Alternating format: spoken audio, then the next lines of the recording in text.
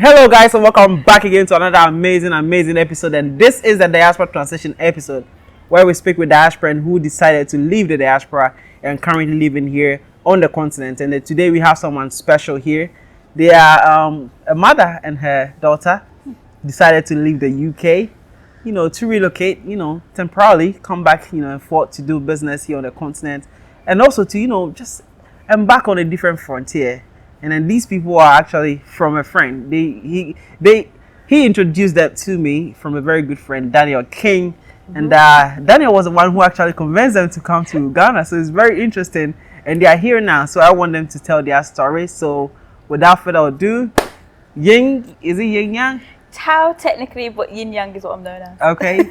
Welcome on the show. And your mom? My name's Susan. Susan. Yeah. Welcome on the show. Thank you. Now, I know I butchered your name. Tao. People are watching you for the first time. Yes. Can you please briefly introduce yourself to them?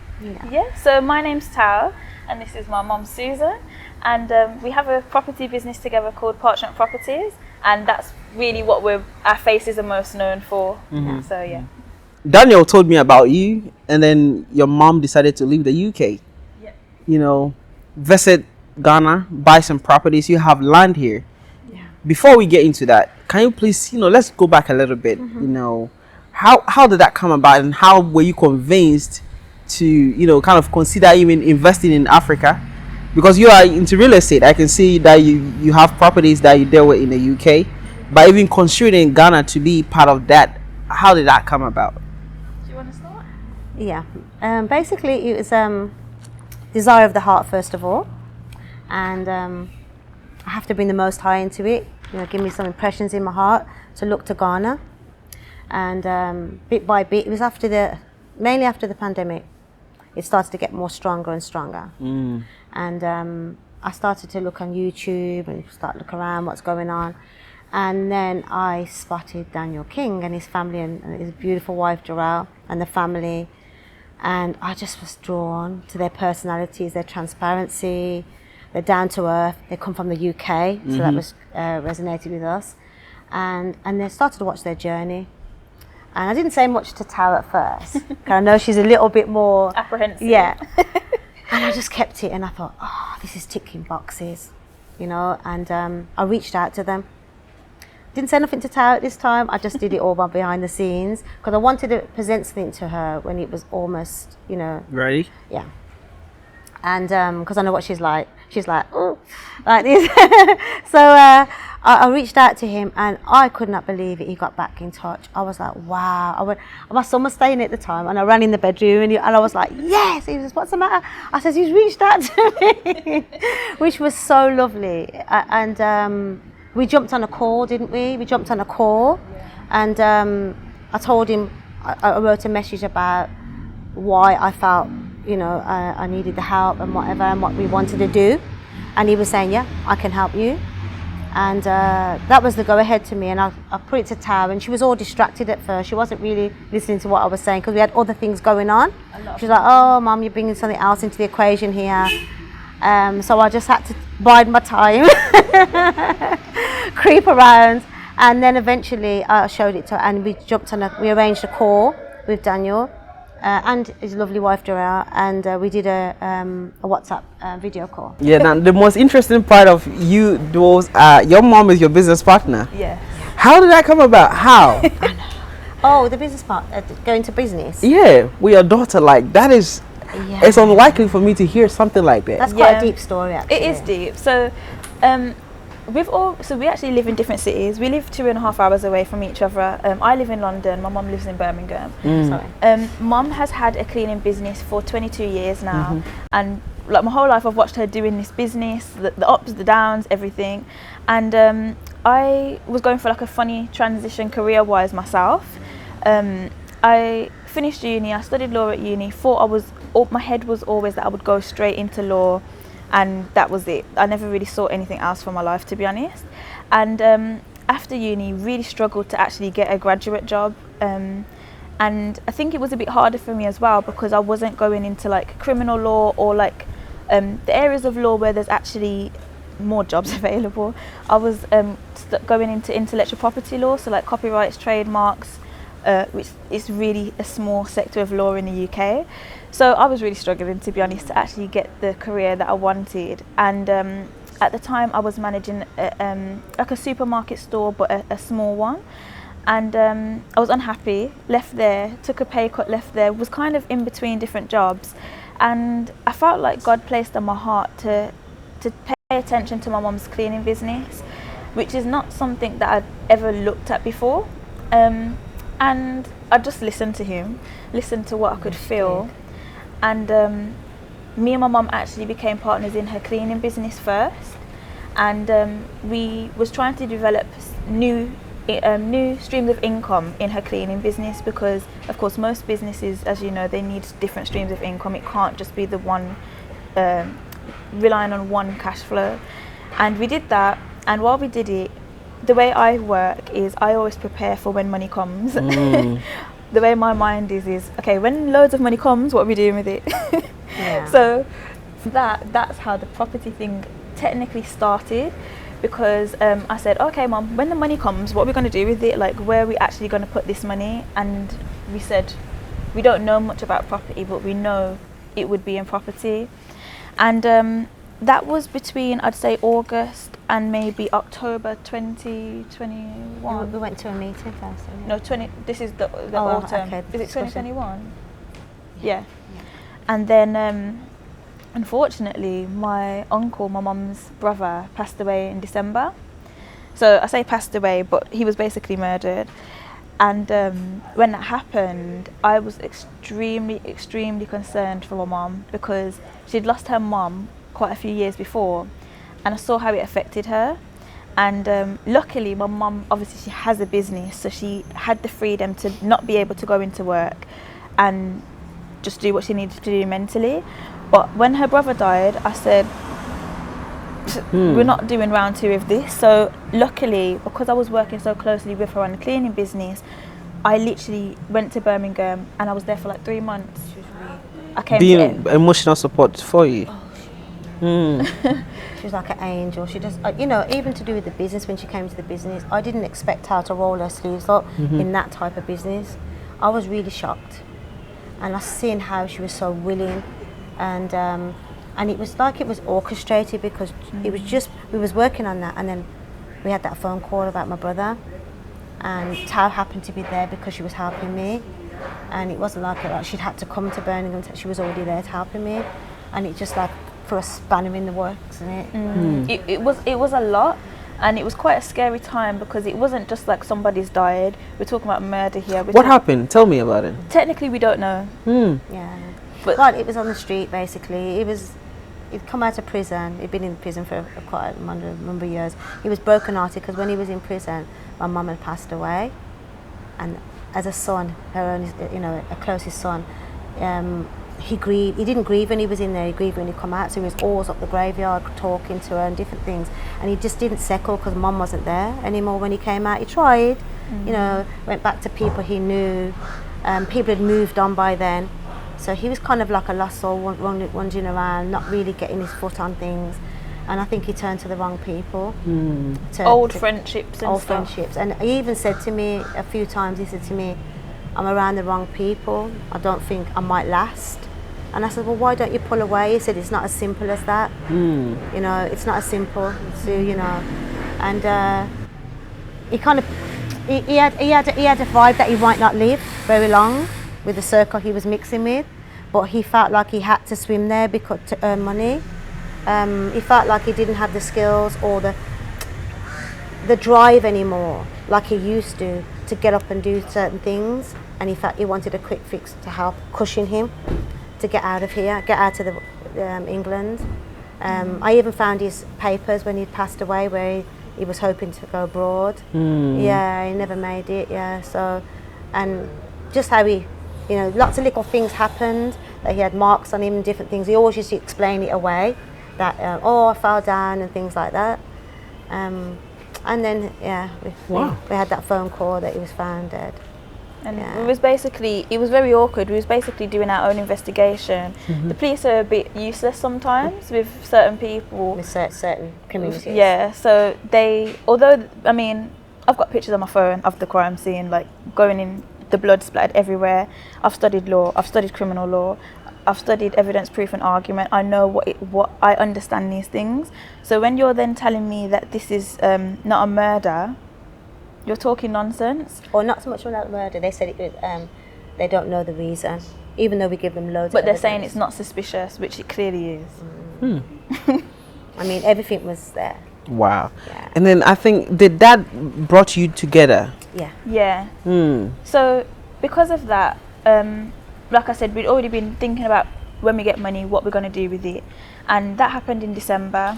And in January, we went to our first property networking event. Remember how soon that is? Sorry to interject that. Yeah. She said to me, "You're not going to be drawn, even though I know you're grieving, Mum, terribly grieving." She says, "I want to pull you. I want you to keep focused." And I was like, she arranged an event for us to go to. Actually, Samuel Leeds. Big up Samuel Leeds. Yeah, big up Samuel Leeds. And I was there, and I was like spaced out while I was there. But Tao was literally like a guardian angel pulling me through. And I was like, when I look back now, I can't believe how near to that situation I was. Sitting there, and we were going through what we was going through. But in all honesty, this is how deep it was. The meeting was like a few days away from us viewing the body. So it was really close in time in terms of the events that was taking place. So my mum, I just needed her to not only be in that zone. It's dangerous, and I said no.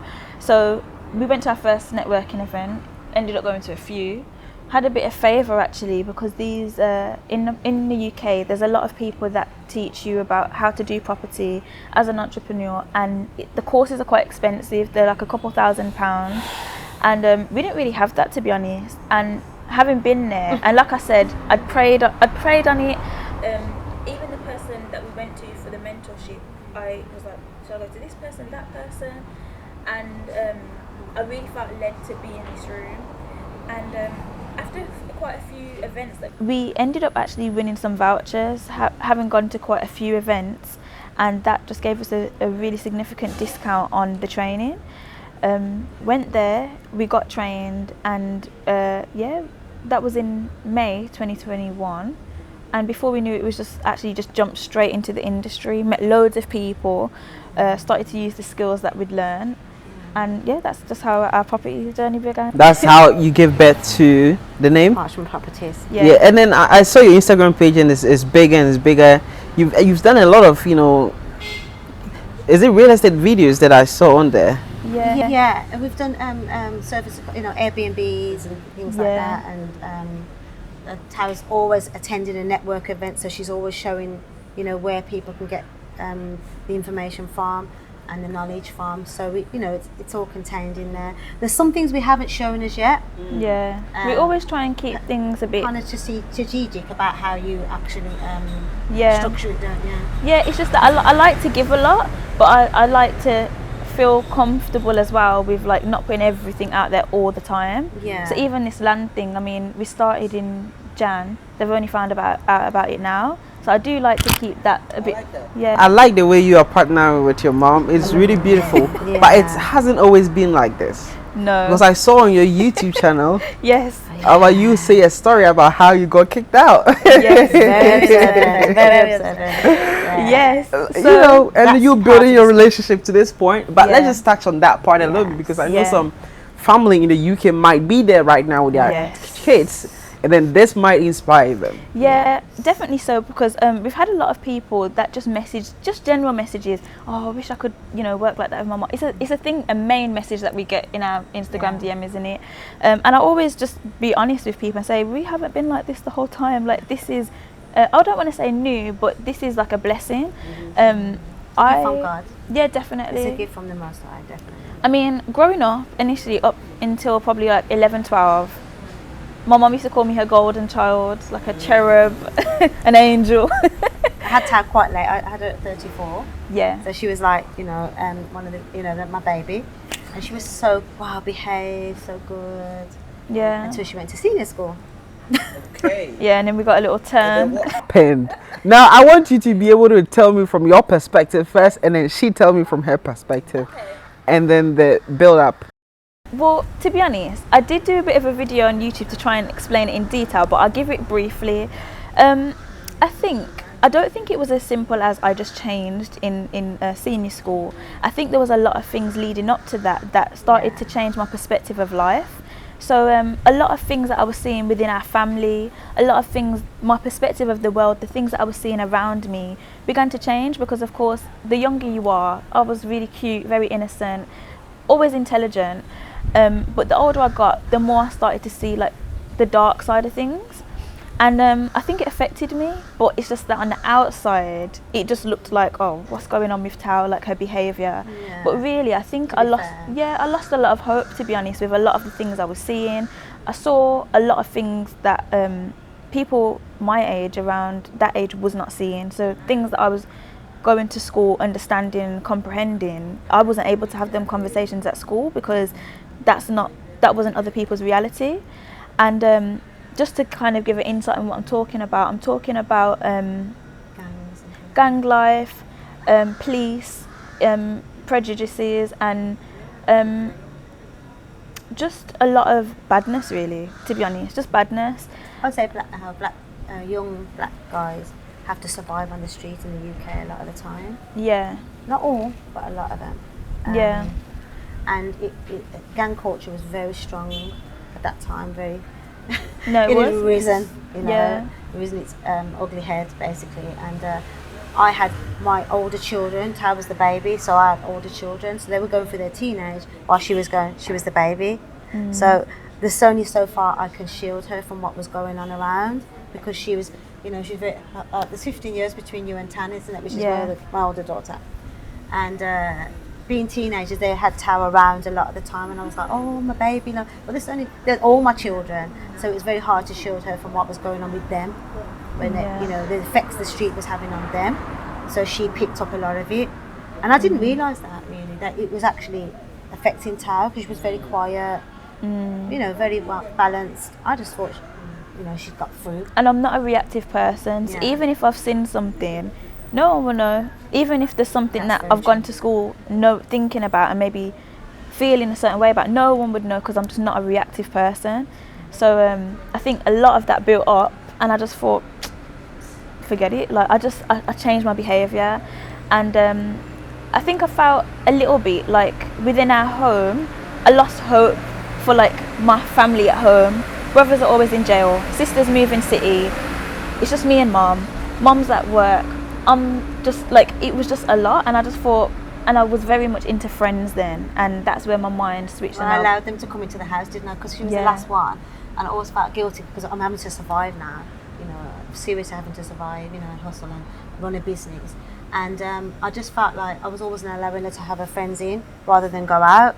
So I was always overcompensating. If she wanted something, I was there. I'd pick her up and bring her back, and I was just literally, she was my little sport baby. But to be honest, my mum was the perfect mum. Like the things that my mum would do that no one else's mum would do, but I took advantage of it a lot. I took advantage because as much as I reaped all the benefits, I also wasn't keen on how overprotective my mum was. But she was just like normal parent overprotective. It wasn't too much. It was a few things, but I just decided one thing was no boyfriends. Yeah, no boyfriends. At an early age. Yeah, I wasn't allowed boyfriends, and I had a boyfriend, and that's where it really went pear-shaped. Was that the thing that made you want to say, listen, I'm done? No, I never shut it out. No, okay. It's because I discovered, I was very worried, because it was the summer holidays. This is the main part, isn't it? The summer holidays, and basically I discovered that she was more heavily involved in a relationship than what I thought. Or I didn't realise. And she was with my daughter in London. And all sorts of stuff, alcohol, like you just saw. I didn't realise that was alcohol, going on contraception. Because she was in the house, I thought she was fine. I picked her up, took her to church after school, but she had her ways of manoeuvring around it. And then when she went to start with my daughter over the summer holidays, I cleaned out her bedroom, and she's like me, she wipes everything down. And it was just more to do with like the physical, all the things that you could see. You was like, what is happening? Yeah. And then from that point, that's where our relationship just rebelled, because I was like, you're not having a boyfriend. Plus through faith as well, our beliefs, you're not going to get heavily involved in one ahead of pregnant and things while I'm doing what I'm doing. And she was like, I'm not having it. Yeah. And that's where it went. And if any mother has daughters, then know when they fall for somebody, you've got to back up. Yeah. You've got to back up. So then you separated, but something brought you back to a realization. What did that for you? God, to be honest. Yeah. That's it. There's nothing else, because when I think about how my natural and old mind thought about things, I can be quite stubborn. I always want my own way, and I did continue that way for years. It took years for us to even Get back on track. be able to be in a room comfortably. It was very uncomfortable energy for a long time. Even Christmases, Boxing Day, all my other siblings, everything vibes are nice, and I'm the awkward one. Like, so it was just, I was just going to nannies. Like, what have I done? I just want to love her. You know, So- we protect her, but I was like, you know, she's always been very mature for her age. Yeah. And I seen her as, 14, 13. She'd already felt that she was older in her head, so she didn't like that. So then you went through a lot of experiences out on the street, and through that, and also the Lord, you know, things happened. Yeah. He stirred her heart, he softened her heart, Yeah, definitely. because you can have a hardened heart, you know, and he circumcised the heart, and he softens that heart. So all of a sudden you've got favour with somebody, and she started to really see, like, even though the others wasn't so rebellious as what Tao was towards me in her ways, she's done it 360 degrees turn, and she's like my guardian angel. I'm not joking. Now that you've seen why she was trying to keep you grounded, do you appreciate that more now? No, I do. I really do. I do. I wouldn't change anything, just because of I am the way I am. I've experienced the things I've experienced. Like, one thing I always say is that as someone that's 25, I've learnt life lessons that 50-year-olds still haven't learned. Because I've gone through so much in younger years that 50-year-old women, I look at them and think, oh my gosh, she's still repeating that cycle. So I'm very happy with everything that's happened in my life, even though some of the things people say I'm crazy for saying that, but I genuinely am. But I definitely appreciate everything. Every affliction, it can turn around opposite. There's a reason why you go through that. You wouldn't pick it yourself, but that thing actually matures you and you know, needs you to where you need Some to people go. take very long before they realize that it's a lesson that came to you that's supposed to move you towards a certain direction, but people get stuck in that for a very long period of time, Yeah, and that's very true. probably don't succeed leaving Yeah. that. Cycles. I mean, you mentioned that people were getting murdered and going to some kind of lifestyle. Yes. That was probably temporary to make you understand what life is, but people just get stuck into that. Yeah. Now, fast forward, there's been a lot of growth happening on your side, Yeah. you know, A lot. and then even maturing to, and you have a law degree, Yeah. right? You've not been able to use it, but you've used it in a different way, Yeah. right? When it comes to real estate, doing Airbnbs in the UK. Yeah. But there's something that I'm actually curious though. Okay. I would think the market in the UK is a lot bigger, but you were saying something to me that there's a lot of red flags, or that will still keep you. Can we speak on that a little bit? Yeah.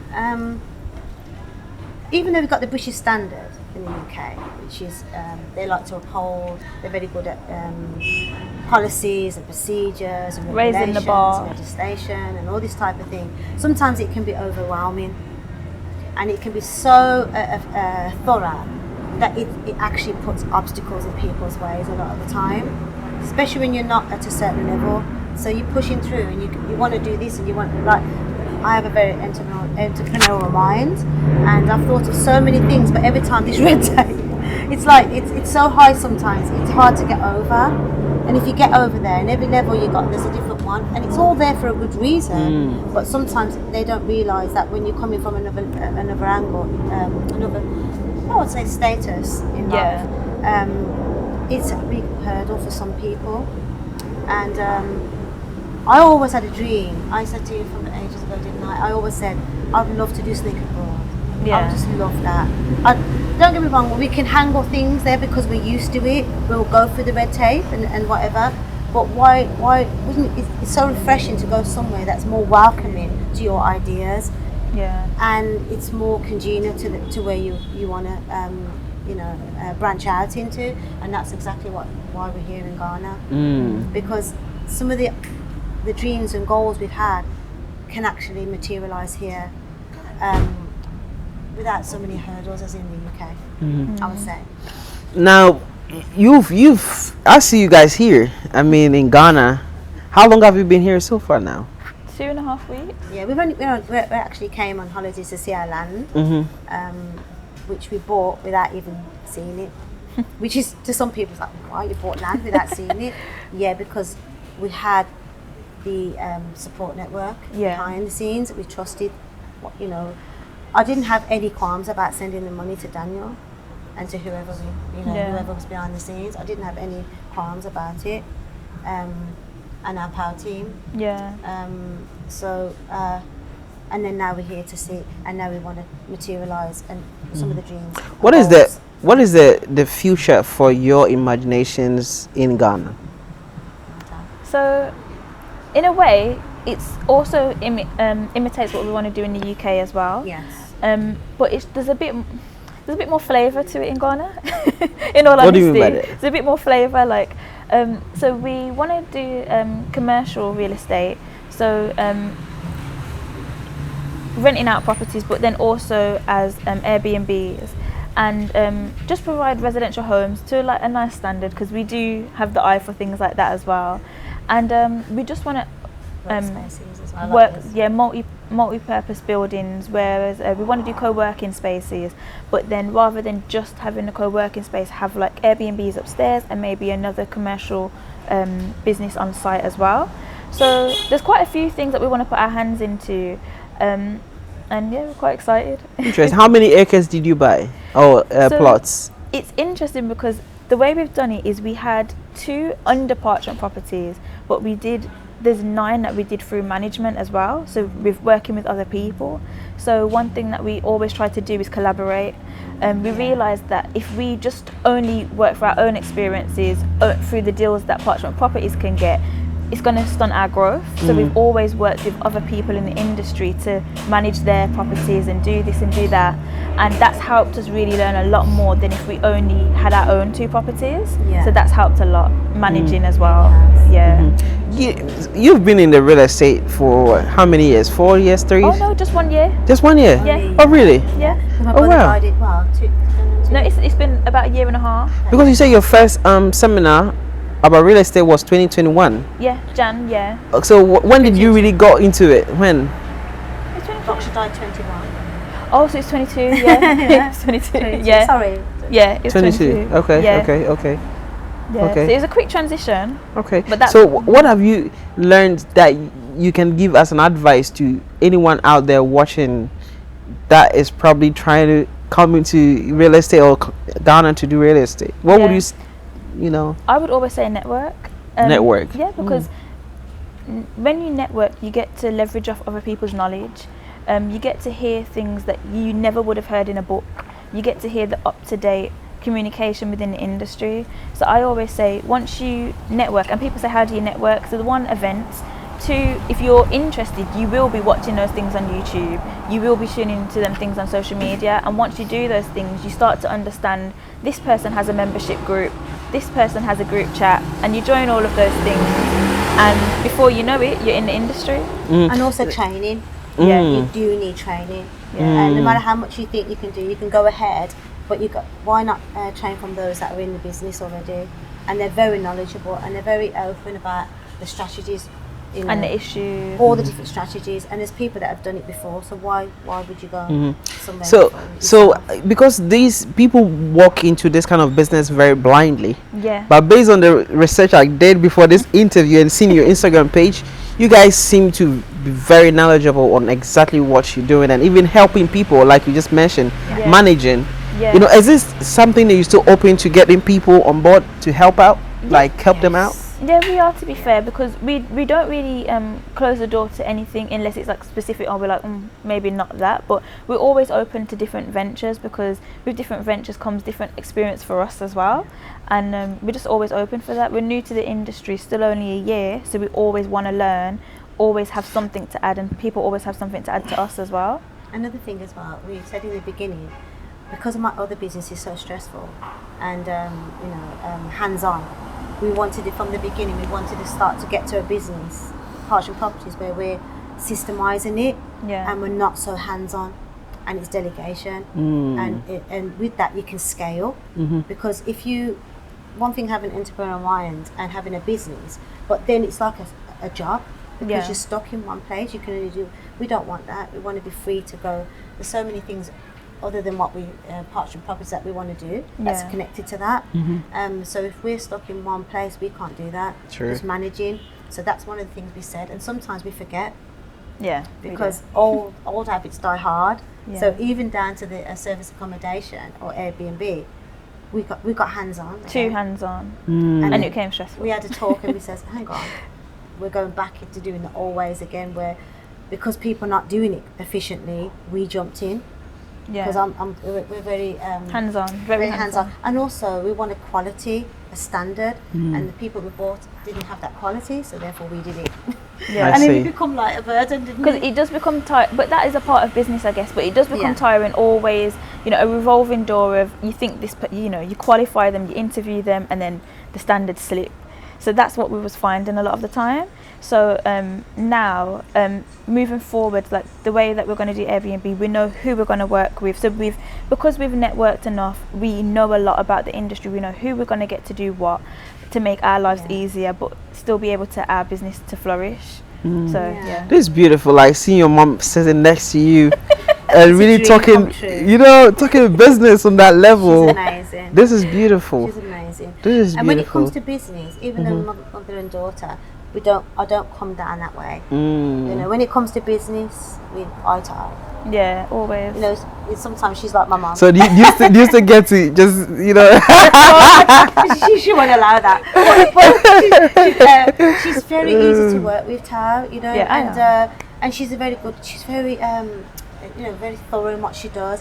Sometimes I can be a bit more relaxed, aren't I? And but she you're pulls me up. able to, Instead of me pulling her up, she'll pull me up and say, you know, Mum, let's think, you know, this is business. And I'm quite giving in the, sometimes I could get absorbed in things, and she's like, let's think professional. What would you say was your proud mommy moments for you? Oh, loads of, that's very hard. Just her being here right now is a miracle from God. In Ghana. I know God's the Most High is actually orchestrating things, because it's things I've spoken in prayer before, and when you see that manifest starting to come together, you're like, even just being here. I've watched your program, and apart from others, I've watched yourself, because it's so something that I wanted for us, and we're here. Who could do that? I see you're enjoying the sun is hitting. Even on this program, I've seen people, you interview people, and it's that influenced us. And you sent it to me and says, Tao, watch this. Watch this. Watch this. Yeah. I remember you told me that your mom used to send you my videos all the time. All the time, literally. And I've seen so many people, like when I'm here, I've seen that person, Yeah. and all of a sudden we're here. We thought one day we'd like to come on your program when we'd built up this, that, whatever. We're already on here. Only the Most High could have orchestrated that. True. And this is what's happened. Us being here at the moment. With Tab, she's so level-headed, and you know, we can talk eye to eye on what we want to do. It's, you know, there's only certain people you can fulfill your dreams with, you know, and that's one of the reasons why mine wasn't fulfilled up to now, because I didn't have that around me. So I had to limit things to what I could cope with, and even though all them things were in me, deposited in me, I couldn't bring into fruition because I didn't have you can't do everything alone. It's true. It's hard. It's true. But one thing before we end this, there's something that I really want you to bring up a little bit.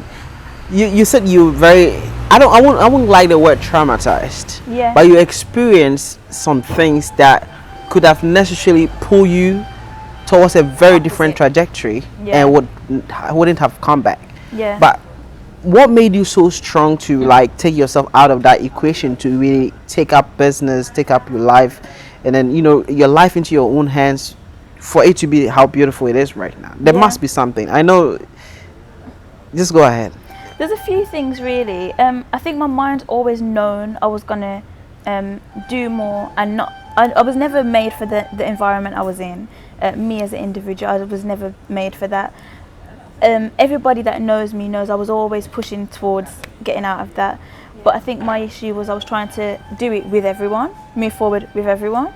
And once I realised that I can't do that, and that I need to look at me, work on me as an individual, it's not about a group, that's where things started to change for me. My mindset started to soften towards things. Yeah, I mean, I finished education, and obviously that's where I would have expected to really have a big jump in life, but actually life just stayed the same for a long time. And in that time, although I wouldn't have wanted it to go that way, I was able to work on myself because I didn't have the extra workload that I was expecting to have. And I worked on myself with God intensely, like very intensely. I did a lot of self-development. I watched sermons all the time. I was in the Bible. I was fasting all the time, really in tune with me. And it just made me happier with my mind towards things. In all honesty, it sounds probably like boasty, but there's nothing that I don't like about myself. There's things I wish I could do better, but in terms of the person that I am, I'm very happy with who I am because I've filtered out the things that I didn't like about myself. So that's been a journey, and I think I was always destined for more, and I'm nowhere near where I'm gonna be. I know that as a fact, but yeah, I just think I'm willing. That's one thing about me. Yeah. I'm very willing to do the work I have to do. I'm willing to do things I don't want to do. I'm willing to get my hands dirty, not dirty like in a clean way. I'll do what I need to do. She'll roll the sleeves on what she needs to do. Yeah, and that is great because I know I'm definitely like that. You know, I can roll my sleeves. Definitely. Like, and this is the thing as well with my mom. Like, us together. She's also on that self-development journey. And that's why we can work together, because if my mum wasn't, we wouldn't be able to work together. So we are all about self-development. If you look at the algorithm of the things we watch, it's all about getting, making life better. And we've also got the same beliefs, haven't we? Same beliefs, yeah. And I think something important for me as well is I'm the last child. So a lot of my siblings have children already. So they're in a different phase of life to me. For me, I'm very intentional about children. So I'm 25 now. But I'm very, very intentional about what I need to do in the next few years for me to be happy to have children. And that is where my mom comes into things a lot. And then also from my perspective, I'm getting older now. Yeah. You know, I've been so busy sorting out the family. I was a single parent mother, doing all the things I'm doing and running a business, that I looked up and all of a sudden I've got to an age that, how did I get to this age? It comes very quickly. And then I'm thinking, oh gosh, now I've got some milestones in my life. I don't want this side of my life. I want it to change to what I want now, not how I've been. You know. Let's touch a little bit on single parenting, because you said, bringing up a child in the UK is not as easy, and that there's a lot of, let's talk about that. When they get to teenage, I'd say, because you lose more, not control, but you lose a grasp, because it's the UK, the youth are rebelling a lot of the time to what's going on, especially the black youths, because there's things going up there. I go to work all the time, and the community that I work on are mainly white or whatever, or other nationalities, and they're not aware of some of the things in our community. They would be horrified to know what went in our community, and we just live like that. We live simultaneously, one to one, and they would never know our life or our community's life, and we don't go around advertising it either. It's just the way it is. And when I go and I mention anything small, they're like, really? We never thought of it like that. You've never had to think of it like that. Because the way you walk around and we walk around is two different ways. Our navigation through the UK is different, and it's just the way it is. But in saying that, it makes us very resilient, and want more for our lives. I'm not saying that all communities want more, but we have a different perspective. We have to make it for our children. We have to. There's not even like, oh, do I want to? You have to. You see your children growing up. I've got grandchildren now, and then the things that I've experienced as a youngster, my grandchildren still. You have grandchildren? I've got 6. Wow. 6. That happened very quickly. While I was busy, I turned around, there was 6. That happened very quickly. And no, but you know what's so crazy? Some of the things I went through, they're still going through. Because that community goes through things differently to other communities. And I'm not going to go into it, but they go through different things. Our life is different. And although some things are similar, we go through things differently. Yeah, and for me, I'm the benchmark of my family, where my children will not also experience the things that I always say my set of children will be different to their cousins, because their cousins, as in my nephews and nieces, have experienced still some little things, but my whole point is I'm in control because I haven't had them yet. They're not experienced any of these things. You've got to see how things can develop. So we want to develop a lifestyle now that's more congenial to how our Do you see Ghana doing that for you? Oh gosh, yes. I'm quite, how can I say, I'm quite flexible. So I feel like this is a great move for us. Mum's going to be here, so of course. But I'm quite flexible in terms of, I think it's more than a place. I think it's what happens in that place, because you could come to Ghana and do the same thing you did in the old place. Yeah. True. So you know what I mean. Yeah. So for me, it's societies are societies. Yeah, it's more than Ghana. It's a personal. What have I got to do? My personal responsibility. So that's how I see it. But I love Ghana. I like that. Now, I want you to send a message. Okay. You know, personally, where you've been. If someone is there right now. Yeah. Send a message to them. Yeah. Okay. And then, you know, let's begin to wrap up. Okay. Whew. Well, I've been a lot of places, so I don't know where to start. You know, I've gone through all different types of things. I've been the girl that maybe wasn't looked at as the smartest. Then I was looked at as the smartest. Then I was, you know, went through like things like domestic violence. Then I had issues within the lifestyle that I was involved in, and it's just a mindset thing. Choice. Like it's a choice. One thing I always say is mindset. Tune into things that are above your comprehension, because then your comprehension elevates and you start to understand things that you didn't used to understand.